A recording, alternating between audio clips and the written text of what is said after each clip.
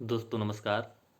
मैं ओम पांडे आज इस PIB press information bureau of India की वेबसाइट से लिए गए परीक्षा उपयोगी महत्वपूर्ण खबरों के साथ आपका हार्दिक स्वागत करता हूं। दोस्तों आज दिनांक है 6 दिसंबर 2022 और हम आपको लेकर के चल रहे हैं उन्हीं महत्वपूर्ण खबरों की तरफ जो हमारी परीक्षा के लिए बहुत ही महत्वपूर्ण है।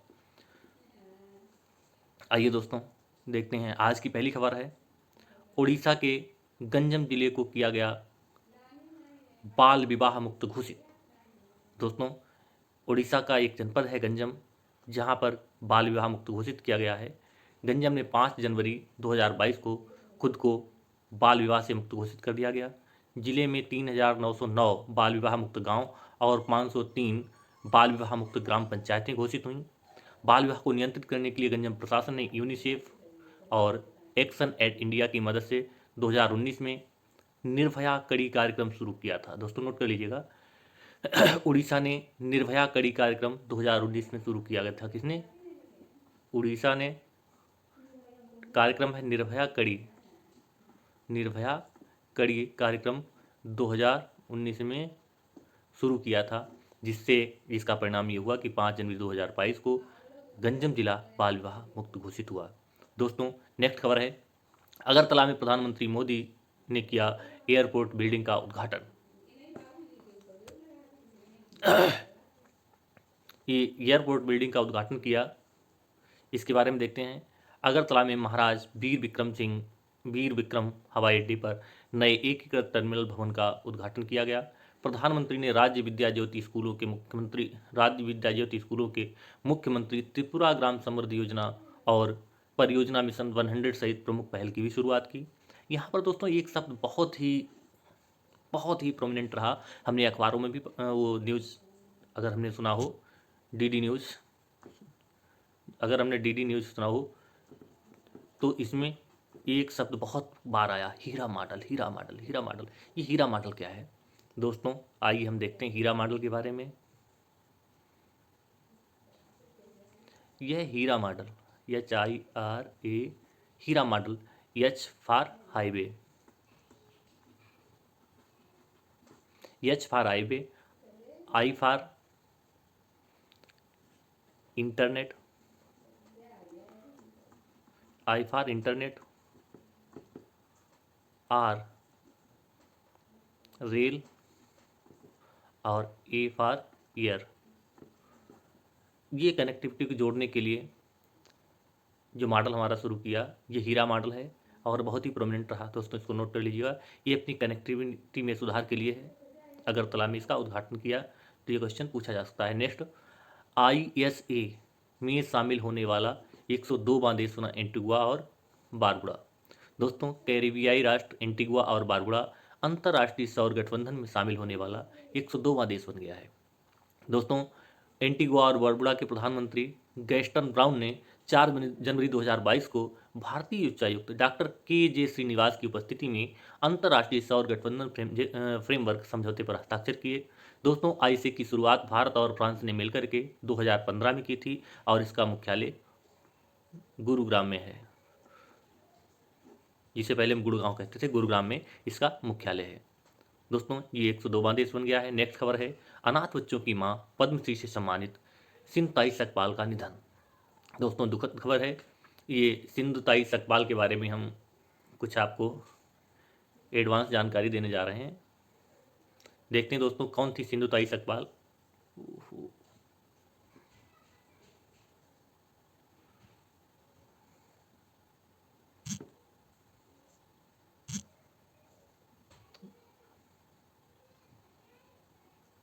दोस्तों आइए जानते हैं हम कौन है सिंधुताई सकपाल। दोस्तों ये सिंधुताई सकपाल जो हैं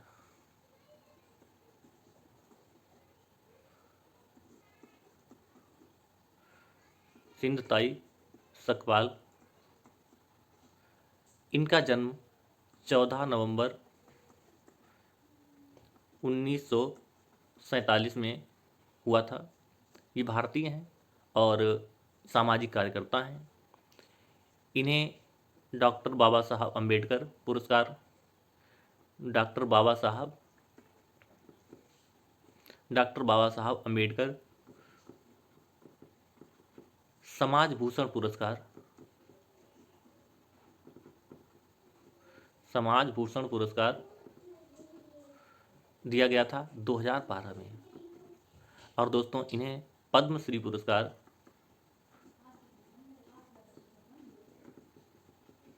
पद्मश्री पुरस्कार 2021 में प्रदान किया गया।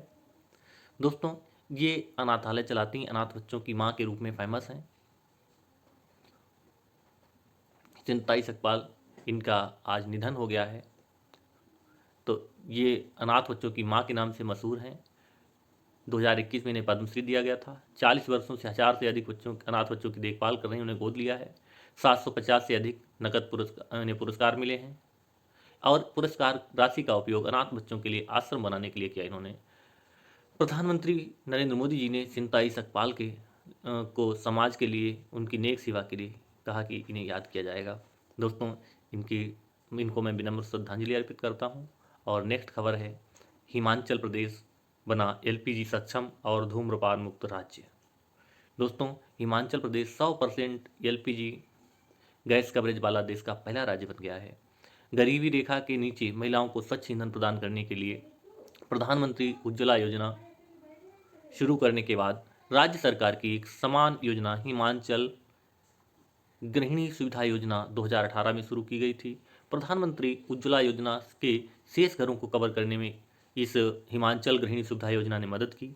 दोस्तों प्रधानमंत्री उज्ज्वला योजना 1 मई 2016 को प्रारंभ की गई थी। नेक्स्ट दोस्तों देखते हैं उजाला। ये उजाला स्कीम को 7 साल पूरे हो गए हैं और इसने 36 करोड़ एलईडी बल्ब वितरित किए हैं। दोस्तों 36 करोड़ एलईडी बल्ब डिस्ट्रीब्यूट किए हैं इस योजना के तहत। दोस्तों आइए जानते हैं, विद्युत मंत्रालय ने 5 जनवरी 2022 को अपने प्रमुख कार्यक्रम उजाला कार्यक्रम के तहत एलईडी लाइटों के वितरण और बिक्री के 7 साल पूरे कर लिए हैं। उन्नत ज्योति बाई एफोर्डेबल को 5 जनवरी 2015 को प्रधानमंत्री द्वारा लॉन्च किया गया था। आज तक देश भर में 36.78 करोड़ से अधिक एलईडी वितरित किए जा चुके हैं। उजाला कार्यक्रम ने प्रति वर्ष 47,778 मिलियन किलोवाट ऊर्जा की बचत की है। दोस्तों नेक्स्ट है, एयरटेल पेमेंट बैंक को आरबीआई से मिला अनुसूचित बैंक का दर्जा। भारतीय रिजर्व बैंक ने 5 जनवरी 2022 को भारतीय रिजर्व बैंक अधिनियम 1934 की दूसरी अनुसूची में एयरटेल बैंक को शामिल कर लिया है। आरबीआई ने यह भी कहा कि आरबीआई, आईसीआईसीआई, एचडीएफसी बैंकों की पहचान घरेलू प्रणालीगत महत्वपूर्ण बैंकों के रूप में की जाती रहेगी। 22 जुलाई 2014 को टीएसआईवी से निपटने के लिए रूपरेखा जारी की थी। दोस्तों नेक्स्ट खबर है, भारत के टीएस तिरुमूर्ति बने यूएन आतंकवाद विरोधी समिति के अध्यक्ष। टीएस तिरुमूर्ति ये भारत के आतंकवाद विरोधी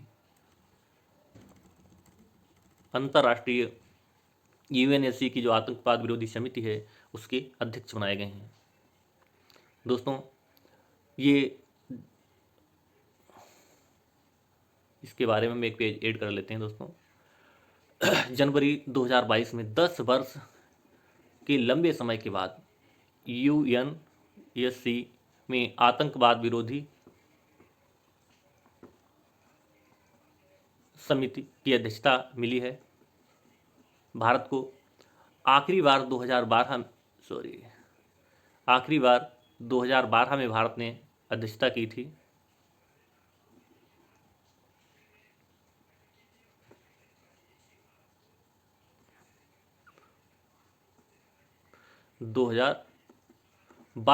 भारत ने आखिरी बार अध्यक्षता की थी। दोस्तों ये भारत के स्थायी प्रतिनिधि टीएस त्रिमूर्ति जो है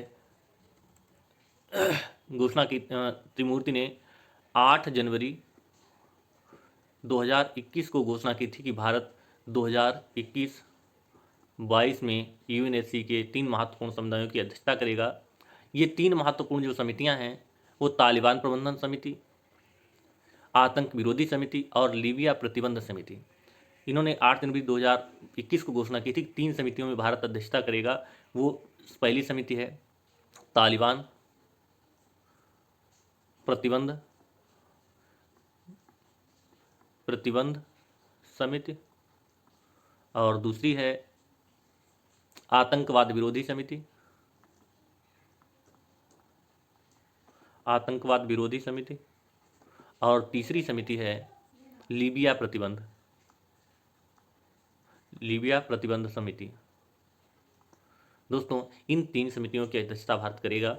टी.एस. तिरुमूर्ति ने नवंबर 2020 में घोषणा की थी कि आतंकवाद विरोधी मुद्दों पर भारत के वार्षिक प्रस्ताव को 75 से अधिक देशों द्वारा सह प्रायोजित किया गया था। इस प्रस्ताव को यूएनएससी की पहली समिति में सर्वसम्मति से अपनाया गया था। भारत ने आतंकवादियों को सामूहिक विनाश के हथियार हासिल करने से रोकने के उपाय नामक वार्षिक संकल्प में आतंकवादियों को सामूहिक विनाश और के हथियार और उनकी वितरण प्रणाली प्राप्त करने से रोकने के लिए मजबूत अंतर्राष्ट्रीय सहयोग को प्रोत्साहित किया है। दोस्तों भारत अंतर्राष्ट्रीय शांति और सुरक्षा के लिए आतंकवादी समूहों के कार्रवाई करने पर जोर देने से सबसे अधिक आगे रहा है, क्योंकि भारत राज्य द्वारा प्रायोजित सीमा पार आतंक का शिकार रहा है। दोस्तों क्या है ये समिति? ये आतंक, एक पेज और ऐड कर लेते हैं दोस्तों ये आतंकवाद विरोधी समिति संयुक्त राष्ट्र सुरक्षा परिषद की एक सहायक संस्था है। इसमें 15 सदस्यीय समिति है, जिसे अमेरिका में 9/11 हमले के बाद संयुक्त राष्ट्र सुरक्षा परिषद के प्रस्ताव संख्या ये 1373 की निगरानी के लिए स्थापित किया गया था। इस प्रस्ताव में सभी राज्यों आतंकवादी हमलों की योजना बनाने वाले समूहों पर जानकारी साझा करने, वित्तीय सहायता और आतंकवादियों को सुरक्षित पनाह प्रदान करने पर रोक लगाने का आदेश दिया गया था। दोस्तों आइए पुनः अपनी पिछली स्लाइड पर चलते हैं। मई 2020 में संयुक्त राष्ट्र के स्थायी प्रतिनिधि के रूप में टी.एस. तिरुमूर्ति को नियुक्त किया गया था। जनवरी 2022 को यूएनएससी की आतंकरोधी समिति की अध्यक्षता भारत करेगा। इस समिति का गठन 2001 में किया गया था, जबकि भारत ने 2012 में इसकी अध्यक्षता ग्रहण की। नेक्स्ट खबर है, स्टारलिंक इंडिया के प्रमुख संजय भार्गव ने दिया इस्तीफा। दोस्तों ये एक चौंकाने वाली बात है। स्टारलिंक इंडिया जो है ये एलॉन मस्क की कंपनी है। किसकी कंपनी है? एलॉन मस्क की। आइए जानते हैं इसके बारे में। एलॉन मस्क के नेतृत्व वाले स्टारलिंक इंडिया ऑपरेशन के भारत के प्रमुख संजय भार्गव ने दूरसंचार विभाग की पृष्ठभूमि से इस्तीफा दे दिया है। उन्होंने सरकार के ये कहने के बाद इस्तीफा दिया है कि स्टारलिंक इंटरनेट सर्विसेज को भारत में सैटेलाइट आधारित इंटरनेट सेवाओं की पेशकश करने का लाइसेंस नहीं दिया गया है। भार्गव ने 1 अक्टूबर 2021 को इसके देश निदेशक के रूप में स्टारलिंक के भारत संचालन का कार्यभार संभाला हुआ था। दोस्तों ये स्टारलिंक जो है दुनिया के सबसे अमीर व्यक्ति जो हैं एलॉन मस्क, उनकी ये कंपनी है। ये सैटेलाइट आधारित इंटरनेट उपलब्ध कराने वाली कंपनी है। ये भारत में अंतर्राष्ट्रीय बाजार की तुलना में सस्ती कीमतों पर इंटरनेट उपलब्ध कराना था इसके लिए प्री बुकिंग भी शुरू कर दी थी, लेकिन खबर निकल के आई कि भारत ने इसके लिए जो है अपनी अनुमति ही नहीं दी है। पहले चरण में 12 जिलों में इसकी शुरुआत भी होनी थी, जिन्हें 12 आकांक्षी जिलों के तहत नियुक्त किया गया था, लेकिन ऐसे में खबर आ रही है कि इसके प्रमुख संजय भार्गव ने इस्तीफा दे दिया है। आगे देखते हैं इसके बारे में क्या खबर मिलती है, अपडेट करते रहेंगे। नेक्स्ट है, एमी वार्न स्मिथ अमेरिकी नौसेना में परमाणु वाहक पोत का नेतृत्व करने वाली पहली महिला बनी है। दोस्तों नौसेना की कप्तान एमी वार्न स्मिथ अमेरिकी नौसेना के इतिहास में अमेरिकी परमाणु वाहक पोत की कमान संभालने वाली पहली महिला बन गई हैं। दोस्तों जहाँ पर पहली महिला का नाम है तो उसको जो है हम लोगों को नोट डाउन करना इंपॉर्टेंट हो जाता है। वार्न स्मिथ, जिन्होंने पहले 2016 से 19 तक अब्राहम लिंकन के कार्यकारी अधिकारी के रूप में कार्य किया, अगस्त 2021 में कप्तान वाल्ट स्लॉटर से कमान संभाली। अमेरिकी जहाज यूएसएस अब्राहम लिंकन को 3 जनवरी 2022 को सैन डिएगो से कप्तान वार्न स्मिथ की कमान में तैनात किया गया था। नेक्स्ट खबर है दोस्तों, दीपक कुमार और ए.के. चौधरी बने आरबीआई के नए कार्यकारी निदेशक। दोस्तों आरबीआई ने 5 जनवरी 2022 को अजय कुमार चौधरी और दीपक कुमार को नया कार्यकारी निदेशक एग्जीक्यूटिव डायरेक्टर के रूप में नियुक्त किया है। अजय चौधरी सेंट्रल बैंक के पर्यवेक्षण विभाग के प्रभारी मुख्य महाप्रबंधक के रूप में कार्यरत थे, जबकि दीपक कुमार आरबीआई के सूचना प्रौद्योगिकी विभाग के प्रमुख के रूप में कार्यरत थे। दोस्तों ये थी हमारी आज की खबरें, और अब हम देखते हैं कोटेशन। ये मोटिवेशन हमें प्रदान करता है। ये समय बहुत बड़ा है, यही वहम सबसे बड़ा है। दोस्तों एक संस्कृत में श्लोक है, क्षणतः कणश्च विद्यामर्थम च चिंतित, क्षण त्यागे कुतो विद्या कण त्यागे कुतो धनम।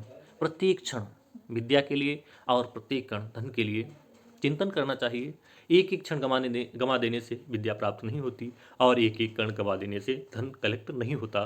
दोस्तों, इसी से लगभग संबंधित है ये, पूरा तो नहीं कहेंगे, लेकिन हम लोग यही सोचते रहते हैं कि अभी क्या जल्दी है, कल कर लेंगे, अरे अभी क्या जल्दी है, कल कर लेंगे। लेकिन ये हमारा वहम है। समय निश्चित है, हमारे पास रात दिन में 24 घंटे ही हैं, उन्हें यूटिलाइज करना है और ये वहम नहीं पालना है कि अभी बहुत समय पड़ा है, आज से ही शुरुआत करनी है, अभी से शुरुआत करनी है। कबीरदास जी ने भी कहा है, कल करे सो आज करे सो अब, पल में परलय होएगी, बहुरी करेगो कब। दोस्तों, बहुत बहुत धन्यवाद पूरा वीडियो देखने के लिए। चैनल को सब्सक्राइब करें और अच्छा लगे तो लाइक करें और अपने विचार कमेंट बॉक्स में अवश्य दें। धन्यवाद दोस्तों, कल फिर मिलेंगे नए सेशन के साथ।